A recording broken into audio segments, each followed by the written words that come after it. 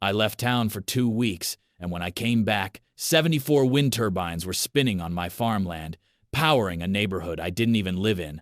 What I didn't expect was that this seemingly shady project would later become my ticket to financial freedom. Welcome to my channel. If you love insane HOA revenge stories, hit that subscribe button and let me know where you're watching from in the comments below. The first thing I noticed wasn't the turbines. It was the flickering shadows across my driveway, long blades cutting through the sky like giant arms reaching toward the clouds. I'd just pulled up from a 2-week trip out of state, still jet-lagged and running on vending machine coffee, when I rounded the corner of my gravel road and nearly drove into a truck marked Evergreen Power Solutions. My mouth went dry as I rolled to a stop and stepped out of my pickup, staring at the surreal sight before me. Where my wide-open farmland used to stretch, serene and uninterrupted, now stood towers, metal, white, gleaming, each one several stories high, their blades spinning lazily in the spring breeze. 74 of them. I counted later. Some were still half-built, with cranes in the distance hoisting parts into place. Others already hummed softly, blades turning in sync like a colony of mechanical giants. I stood there, motionless, the keys still in my hand, trying to understand how the land I'd inherited from my father, land I had specifically kept undeveloped to maintain its natural state, had suddenly become a wind farm. "Excuse me, sir, can I help you?" came a voice from behind. I turned to see a man in a yellow vest with a clipboard and walkie-talkie. "This is private property," I said. My voice came out low, and even though every nerve in my body was on fire. "Yeah, actually about that," he replied, flipping through some papers. "According to our project lead, the HOA from Ridgecrest Valley got emergency authorization to install renewable infrastructure. You might want to talk to Karen Dobbs, the HOA president. She'll explain everything." I didn't reply, just stared at him, then back at the land. Emergency authorization? Ridgecrest Valley? That neighborhood was on the other side of the tree line, over a mile away. I didn't even live in that HOA, didn't even vote in their meetings, and now they were using my land? By the time I got to my front porch, I'd counted at least 24 workers, heavy machinery, and a temporary office trailer parked right in my hayfield. A sign near the road read, "Ridgecrest Renewable Initiative, powering a greener future." I walked up to the trailer and knocked hard. No one answered. I opened the door. Inside, I found blueprints spread across a table and a stack of folders marked Phase 2 expansion. My name wasn't on a single page. My property wasn't even labeled as leased, just Grid Zone C. A casual assumption, a foregone conclusion. They thought I wouldn't notice or wouldn't care. I stepped out of the trailer just in time to see a black BMW SUV pull up and park in the gravel, spraying dust into the air. A tall woman in a gray pantsuit stepped out, clutching a binder. "You must be Mr. Dawson," she said with a tight, toothless smile. "Karen Dobbs, Ridgecrest OA president. I was hoping you'd be back before final inspections." "Final inspections?" I asked, keeping my tone neutral. "Oh yes," she chirped, as if we were discussing a garden party. "You've probably heard about the Ridgecrest Renewable Mandate. All HOAs in the district are required to meet a 30% energy offset by the end of next year. But our board wanted to go above and beyond. We found that your land was perfectly suited for wind capture, clear fields, minimal elevation shift. I assumed you'd be thrilled to be part of something progressive." I let that sink in for a second. "And when exactly was I going to be informed?" I asked. Karen blinked. "Well," she said, "we filed the necessary infrastructure permits with the county. You should have received notice." I didn't, and I told her that. Her smile faltered slightly, but she recovered quickly. "In any case, it's all been approved, and we're nearly operational. You'll get a generous usage compensation once the turbines are online. It's all in the contract." "What contract?" I asked. "There is no contract with me. This land belongs to me, and I never gave permission for this." Karen's face twitched, but she masked it behind another fake smile. "Let's not escalate," she said. "There's always room for discussion. Besides, you stand to benefit greatly from this partnership. A greener planet and compensation. Win-win, right?" I didn't answer. I didn't scream, didn't threaten, didn't even tell her to get the hell off my land. I just smiled back. A different kind of smile. The kind my brother used to call my problem-solving smile. Because I'd already made my decision. That night, I didn't sleep. Instead, I pulled out the original deed, checked the zoning maps, then rechecked them. Sure enough, my land was privately owned, not zoned for industrial use. No HOA overlap, no shared boundaries, no lease agreements. They had no right to be here. None. I sat in the dark with a bottle of bourbon and stared out the window at the blinking red lights on top of the turbines, each one flashing like a mocking heartbeat. I could fight them, sure, call a lawyer, file an injunction, maybe sue, but that would mean months, maybe years, of court. And by then, they'd already have sucked up thousands of dollars of energy from turbines they had no right to build. And I'd be left with nothing but dead soil and power cables. No, I thought. I wasn't going to stop them. I was going to let them finish. Let them build every last one. Let them wire it up. Let them flip every damn switch. And then I'd take it all back. Quietly, without warning, I called my old buddy Ray, retired electrician, now running his own off-grid consulting business. Ray, I said, how fast can you design a local grid reroute system with load balancing and autonomous cutover? He was quiet for a moment. Then he said, depends how much juice you're trying to catch. I told him. His silence stretched longer. Then he said, you crazy son of a, where do we start? Over the next few days, I played the part of the patient landowner. Even showed up to a Ridgecrest HOA celebration cookout where they unveiled a stupid little plaque with the words, Green Future Pioneer Site, Ridgecrest HOA. They gave me a gift basket with eco-friendly soaps and a copy of Sustainable Living for Dummies. Karen posed for pictures in front of one of the turbines with her hand on my shoulder like we were best friends. I nodded, smiled, bit my tongue. Behind the scenes, Ray and I were already running fiber lines underground from the main junction points near turbine base stations. We installed custom breakers inside my barn, disguised as an old irrigation control panel. Every turbine's output line would pass through a splitter, a hidden gatekeeper. And once the right moment came, the HOA's energy wouldn't go to Ridgecrest anymore. It would go right to me. I didn't tell anyone what I was doing, not even my cousin, who owned the plot next to mine. I needed the HOA to think I was backing down, that I was folding under the pressure. That I'd accepted my role as the generous neighbor in their green utopia. They kept building. I kept watching. They celebrated progress. I celebrated silence. Until finally, after 6 weeks, I got the call from Karen. Just wanted to let you know, she said sweetly. Our final system checks are done.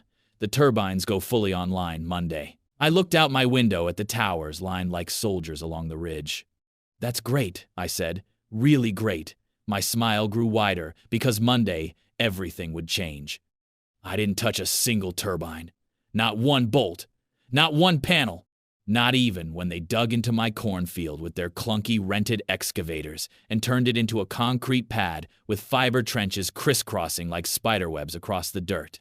I kept my boots clean and my hands in my pockets, waving politely to the foreman each morning as if nothing was wrong. If anyone asked, I was just the landowner, just the quiet guy who didn't want trouble. But trouble was all I wanted. I wanted it burning hot and humming through every blade of those turbines when I finally cut the cord. But I couldn't do it alone. That's when I called Ray. Raymond Cortez. Back in the day, he was the kind of electrician who rewired warehouses in his sleep. A guy who could rig power from a backup generator in the middle of a thunderstorm while holding a cigarette between his teeth. He was older now, silver-bearded and semi-retired, but he owed me. Big. I saved his ass in a zoning battle 10 years back when the city tried to fine him into bankruptcy over a shed that had the wrong roofing pitch. Now it was time to collect. Ray showed up 3 days after the HOA's celebration picnic, still wearing his beat-up Carhartt jacket and chewing a toothpick. Heard you've got wind trouble, he said with a crooked smile. I didn't say a word, just pointed to the ridge. He whistled low. Damn, that's a lot of spin. 74, I said. 14 megawatts total at peak load. They're not online yet, but they will be by Monday. Ray scratched his chin. That's not backyard solar. That's a full damn microgrid. Exactly, I said. And I want every kilowatt redirected, straight into my private system. I want Ridgecrest dark and me lit up like the Vegas Strip. He stared at me for a long beat. then nodded. We'll need a gate array, manual override and failover loop. Gonna have to spoof the SCADA handshake too, or their grid manager's gonna see something's wrong. I handed him a manila folder. I pulled the turbine specs off the county's filing site. Everything's in there: models, wiring diagrams, inverter specs. Ray flipped through it and smirked. Jesus, you weren't kidding. You really did your homework. I've been reading a lot, I said. Anger does that. The next day, we started laying conduit. Not above ground, too risky. Everything had to be hidden. We dug shallow trenches through my field, carefully weaving between the official turbine cables so we wouldn't trigger any alerts. Ray custom-built what he called sniffers, low-voltage clamps that could detect current flow and feed it through our own network without interrupting the turbine's operation. It was a piggyback system, a silent tap. We mounted 6 reroute boxes inside my equipment shed, disguised behind racks of irrigation timers and fertilizer tanks. Each one was connected to a central controller that Ray built from scratch using industrial-grade circuit boards and a laptop we bought off Craigslist for $60. This little bastard's gonna run your empire, he said proudly, patting the dusty laptop like it was alive. Once those turbines start pushing juice, we'll let 'em power Ridgecrest for a few days, make them think everything's fine. Then we cut 'em off, flip the relay, and the current flows right to your new baby. He pointed to the corner of the shed, where 6 large boxes were stacked on top of each other, wrapped in plastic and humming softly. Bitmain Antminer S19 Pro, latest batch. Each one's good for 110 terahash per second. You got a mining farm now, brother. I didn't plan to mine Bitcoin when this started. I just wanted revenge. But as I sat there at night, watching those red turbine lights blink and sync like heartbeats, I realized I didn't just want to take back what was mine. I wanted to profit. I wanted to turn their theft into my fortune. Let Ridgecrest hold their meetings in the dark. I'd be holding private keys to digital gold. Ray and I worked every night for 2 weeks, crawling through mud, soldering wires by flashlight, calibrating inverters while listening for the sound of HOA trucks in the distance. We mapped every single turbine. Each one had its own ID number, its own output range, and its own vulnerability. Most people didn't realize how insecure these systems really were. They were built for efficiency, not security. Once we had access to their main distribution node, which, thanks to poor planning, they'd placed on my land near the irrigation canal, we inserted a bypass relay. Small, sleek, and invisible to the untrained eye, it looked like part of the control box. But once activated, it would divert all power through our switch before ever hitting their transmission line. The HOA would see power flowing, but not realize where it was going.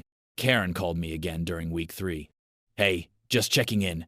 We're seeing some minor voltage fluctuations on the primary line. Totally normal during ramp-up. You haven't noticed anything on your end, right? I told her I hadn't. Told her I was loving the look of those turbines spinning across my ridge. She laughed. See? I knew you'd come around. It's a good thing we didn't start off with legal tension. Cooperation's so much better. I smiled at the phone. Oh, I completely agree. Cooperation's the best. After that, I doubled the number of mining rigs, ordered more on a private line, shipped to a buddy's warehouse under a fake company name. Ray installed extra fans in the barn, rigged the roof with hidden vents to handle the heat. He even brought over a backup diesel generator in case the local utility ever got nosy.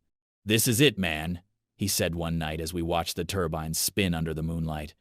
You're stealing power from a government-protected HOA grid to mine untraceable currency in the middle of nowhere. You're a Bond villain now. I'm a farmer, I said, lighting a cigar. Just growing something different.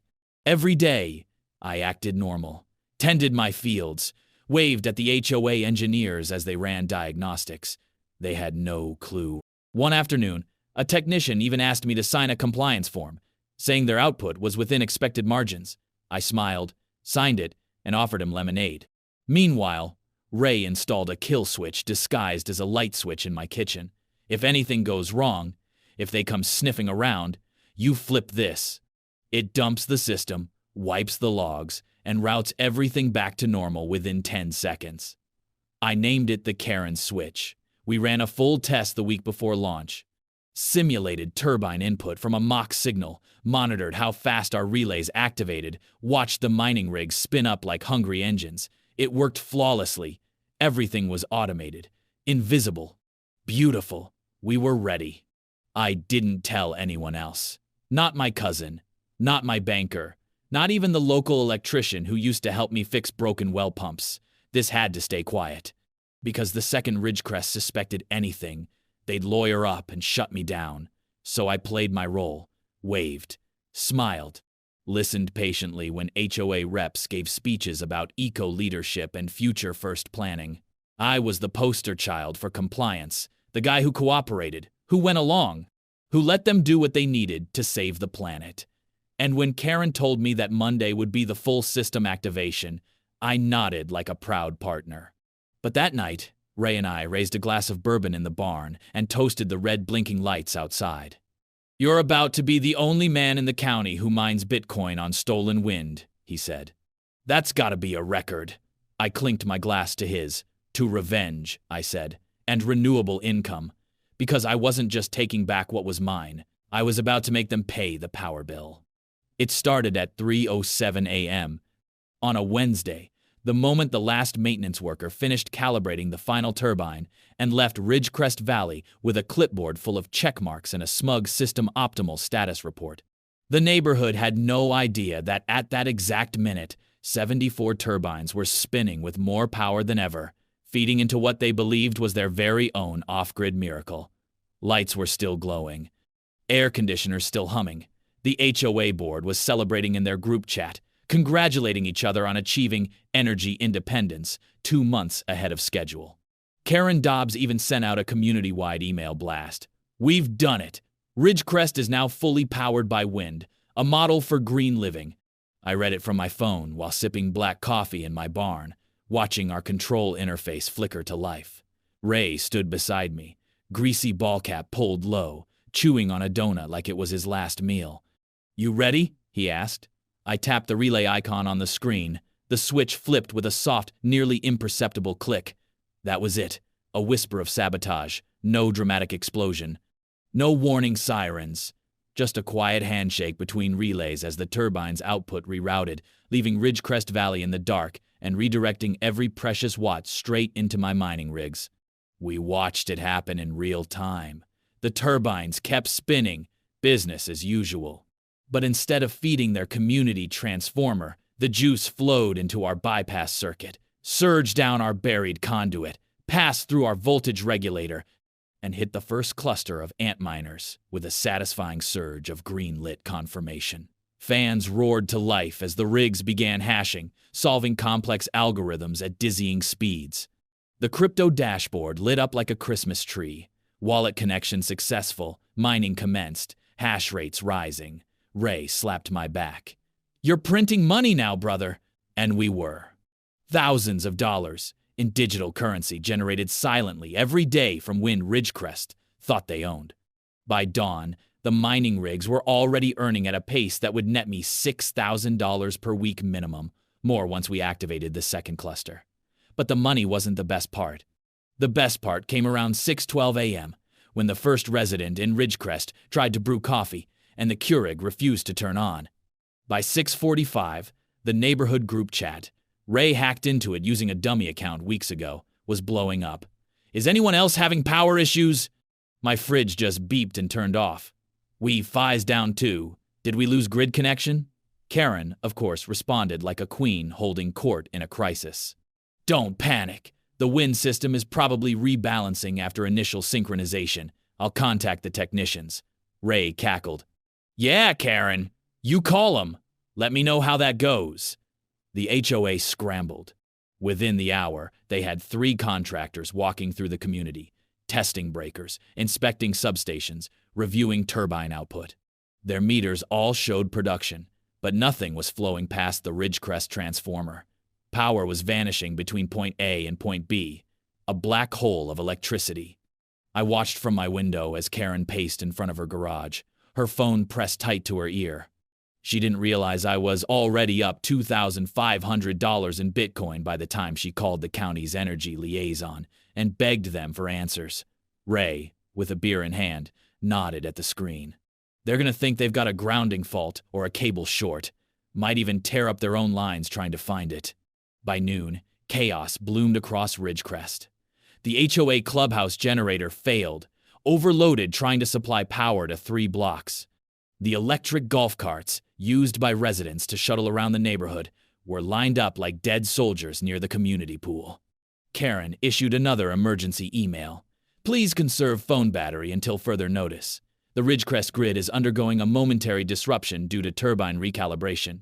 We saved the screenshot. Ray laughed so hard, he choked on a pretzel. Momentary disruption. That's one way to say someone jacked your whole damn power source. They held an emergency HOA meeting that night, lit by candles and battery-powered lanterns. We tuned into the audio through a hacked Bluetooth speaker Ray had planted in the community room weeks earlier, tucked behind a fire extinguisher. Karen's voice came through fuzzy but clear. This is a technical glitch. We are working with Evergreen Power and our turbine partners to resolve it. Someone else, board member maybe, snapped, We paid almost $2 million for this system. Why is nothing working? Karen fumbled. The techs are running a full diagnostic. Then another voice, probably one of the angry residents, shouted, Why can't we just switch back to the municipal grid? My kid couldn't charge his insulin pump. There was a pause. Karen cleared her throat. We terminated our city connection last month to fully commit to wind energy. We're a leader now. We're a blackout now. Someone yelled back. The meeting fell into shouting, shuffling, and eventually silence. That same night, I activated Phase 2, the underground chamber. It had started as a wine cellar decades ago, back when my grandfather ran the farm. We'd reinforced it, sealed it, and installed climate control to handle the mining heat. The next batch of ant miners went online just past midnight. Hash rates doubled. By morning, I was already sitting on a 5-figure crypto wallet. The irony was glorious. Ridgecrest bragged for months about going green, about taking back energy, about becoming self-sustaining. And now they were being sustained by me. I even thought about mailing Karen a thank you card. Instead, I just watched as the HOA fell apart piece by piece. 3 days after the switch, the Ridgecrest community garden wilted. The irrigation system was offline. Security gates jammed. AC units fried from inconsistent power cycles. Trash piled up because the waste compactors were dead. Their entire community structure, so dependent on clean, smart technology, had collapsed into prehistoric panic. On day 4, Karen issued a new decree. All residents must limit electric use and report any unauthorized energy activity. Someone posted a meme of her wearing a crown made of dead solar panels. The HOA chat turned hostile. Meanwhile, I ordered more rigs. Quietly expanded the power bank storage system so I could mine 24/7 without worrying about peak turbine hours. Ray helped install battery backups using Tesla Powerwalls. We bought secondhand from a repo auction. We buried them under the east field and wired them into our switchboard. I could now mine through the night, sell excess power back to the grid during peak hours, and never pay a cent in utilities again. And I owed it all to Karen. Every kilowatt, every Satoshi, every fried HOA toaster. The most poetic part? They still didn't suspect me. They blamed the power contractor, blamed faulty parts, blamed the wind itself. At one point, a group of residents even staged a protest, holding cardboard signs near the community entrance that read, Bring back the grid, and no power equals no peace. Karen tried to silence them, threatened fines. But it was no use. The board had lost control. On day 7, Ridgecrest was hit with its first lawsuit by a family whose child missed a dialysis treatment due to power loss. On day 8, Karen called an emergency press conference in front of the HOA office, claiming Ridgecrest was under cyber attack. That's when Ray lost it completely. He printed t-shirts that said HOACT and gave them to everyone in town except Ridgecrest. I wore mine while sitting on my porch, sipping lemonade, watching the turbines spin like massive dollar signs in the sky. 1 week of silence, 1 week of suffering, 1 week of pure, uninterrupted payback. And I wasn't done yet. The funniest part, at least for me, was watching them spiral. Week 2 of the blackout hit Ridgecrest like a sledgehammer to the face. The HOA had promised a sleek, modern utopia, powered entirely by clean, renewable energy, free from the unreliable clutches of the city grid. Now, they were in the middle of a full-blown crisis. Their entire infrastructure, designed to function off those 74 turbines spinning on my land, was useless. They hired 3 different consulting firms to diagnose the problem. All 3 returned the same vague verdict: power loss between production and distribution. No errors in the turbines. No faults in the cabling. No explanation for why thousands of kilowatts were simply vanishing into thin air. I knew where they were going, of course. Right into my underground Bitcoin mine. The rigs were performing beautifully. No overheating. No latency. Every day they pulled in more crypto than the day before. By the end of the second week, I had raked in just under $43,000. Not bad for a guy whose farm was supposed to be leased to power a green fantasy that now couldn't even charge a flashlight.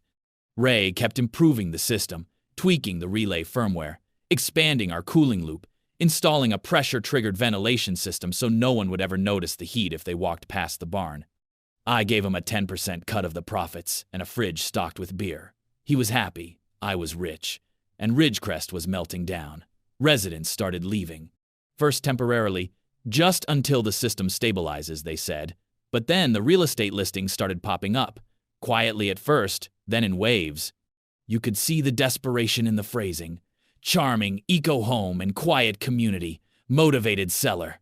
Karen tried to keep the illusion alive.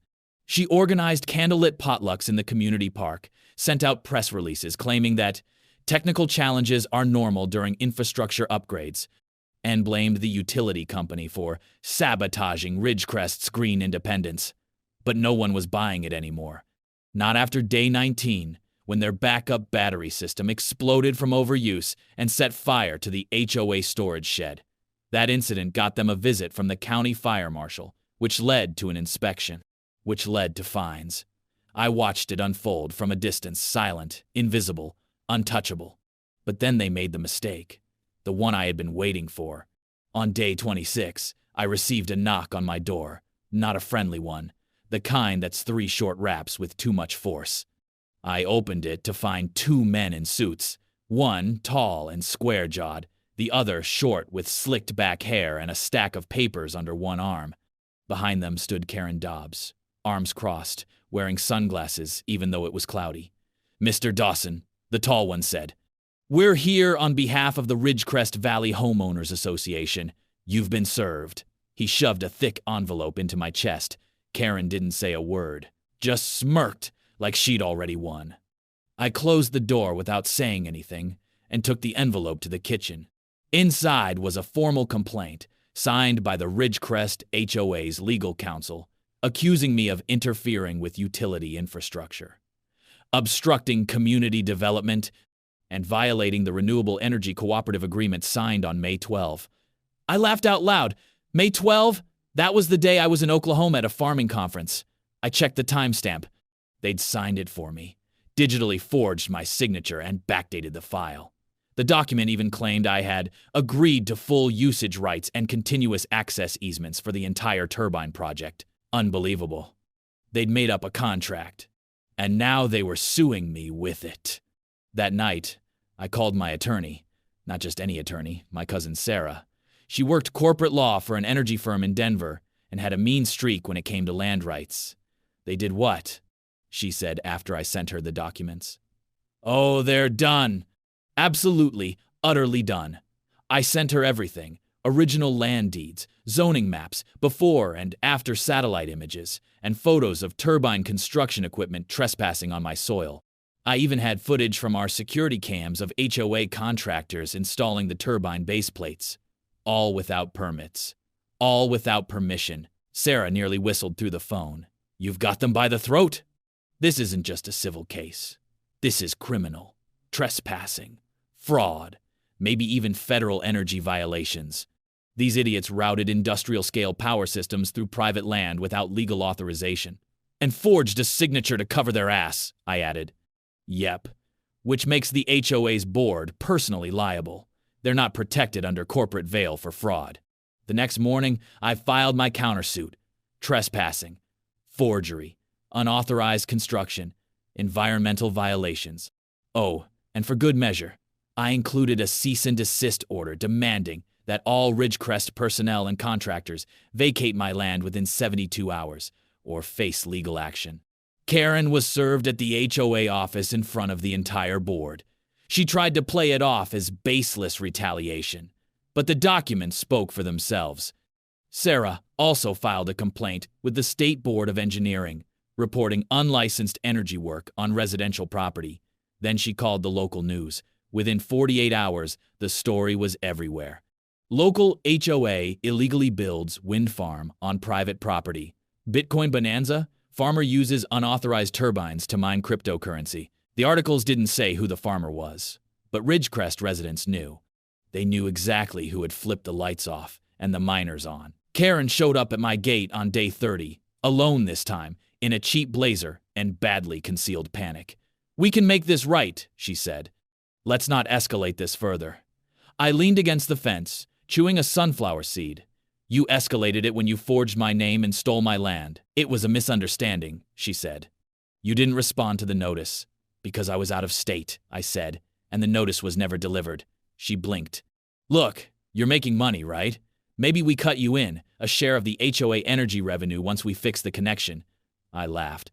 "You think I want a share of your fantasy money? I've made more in 3 weeks than your entire board has made this year." Her jaw tightened. "Then what do you want?" "I want Ridgecrest dark," I said. "I want you and your little board to know what it feels like when someone takes your power." I let her leave. Then I let Sarah work. Within a week, we had injunctions on Ridgecrest's bank accounts. With evidence of forgery and unpermitted construction, the county issued stop work orders on the remaining turbines. The turbine contractor cut ties and demanded back pay for unpaid invoices. The HOA treasurer resigned, then the vice president. Karen held one last emergency meeting before resigning in disgrace. Residents began filing their own lawsuits against the HOA for mismanagement, lost property value, and fraudulent contracts. I just kept mining. By the end of month 2, I'd cleared $96,000 in Bitcoin. The turbines, now spinning beautifully, were mine in everything but name. And once the court ruled, which they eventually did, they were mine officially. The fallout wasn't just financial, it was personal. Karen left Ridgecrest, moved to her sister's place in Tempe. Last I heard, she was working at a realtor's office part-time, telling people she used to be a community leader. The rest of the board? Scattered. The HOA was dissolved 6 months later after a vote passed with 94% approval to terminate the charter. Ridgecrest reconnected to the municipal grid, expensive, clunky, and humiliating. Meanwhile, I expanded the mining operation, built a secondary site in the West Pasture, bought a 3rd truck, paid off every debt I had, and then some. I never needed revenge to be loud. I just needed it to be permanent. The courtroom smelled like polished wood, stale air conditioning, and Karen Dobbs' nervous perfume. She sat 2 rows ahead of me, stiff-backed in a navy blazer that still had a dry cleaning tag hidden inside the left cuff. Fingers clenched around a yellow legal pad she hadn't written a single thing on. Her attorney, some overly tanned charlatan from a mid-tier firm in the city, whispered something in her ear that made her flinch. Maybe it was the realization that we weren't just here for a slap on the wrist. We were here for the kill shot. Because unlike their bogus lawsuit, mine was backed by everything, every document, every blueprint, every second of video footage, and a digital paper trail that pointed like a blazing arrow to their downfall. I had over 300 gigabytes of proof. Every wire laid on my land, every bolt drilled, every turbine that fed power through an unauthorized system directly into my redirected grid. And most importantly, every kilowatt hour that disappeared from Ridgecrest and wound up feeding my ant miners. It wasn't just theft, it was negligence, arrogance. And now, it was court-certified fraud. The judge, a no-nonsense woman named Deering, who'd seen enough HOA drama to fill a Netflix miniseries, reviewed the evidence silently for over 15 minutes before finally looking over her reading glasses and speaking. "Let the record show," she said, "that the plaintiff, Mr. Dawson, holds full, uncontested legal ownership of the property in question, including all rights to surface, infrastructure, and energy operations as defined under state and federal law. I watched Karen's attorney slowly close his binder. That was only the beginning. Deering continued, her voice clipped but deliberate, the kind of tone that says she's about to bury someone under case law. Furthermore, the court finds that the Ridgecrest Valley Homeowners Association did knowingly and willfully commission construction of energy infrastructure on Mr. Dawson's property without obtaining legal easement, permit, or consent. This includes, but is not limited to, 74 industrial wind turbines, access roads, and underground conduit systems. A low murmur spread through the courtroom. Members of the press were sitting behind me, local reporters, one guy from the energy desk of the regional paper, and a crew from a true crime podcast who thought this was going to be a boring zoning dispute. They were about to get the story of their lives. Because then came the part that turned the room from a legal proceeding into a full-on public execution. In addition, Judge Deering said, flipping to the next page of her ruling, the court acknowledges submitted digital evidence of unauthorized redirection of energy flow from Ridgecrest infrastructure into a private cryptomining operation located on the plaintiff's property. While this redirection was not previously disclosed to authorities, the court finds that Mr. Dawson's use of the energy generated on his own land from structures illegally built on said land constitutes a lawful utilization of resources under current energy deregulation statutes. Therefore, no penalty shall be imposed on the plaintiff for said redirection. That was my favorite part, no penalty. Not only did I walk in and prove that Ridgecrest built their entire green future on land they didn't own, I walked out with legal permission to keep profiting from it. But Deering wasn't finished.